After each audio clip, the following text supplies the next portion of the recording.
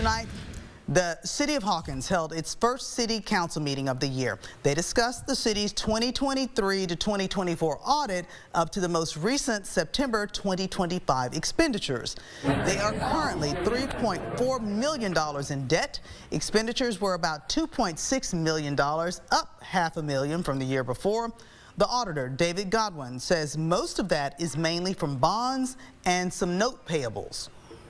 It's really looking at interest and those types of things so we don't spend excess funds from the citizens. But in the big scheme of things, I think the biggest thing for the city is to kind of look at,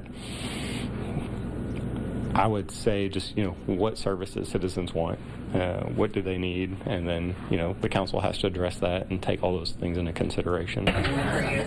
Deborah Rushing took office as mayor in April of 2024. The council committee unanimously voted approval of the ordering of the election of mayor, including some other positions, to be held May 2nd.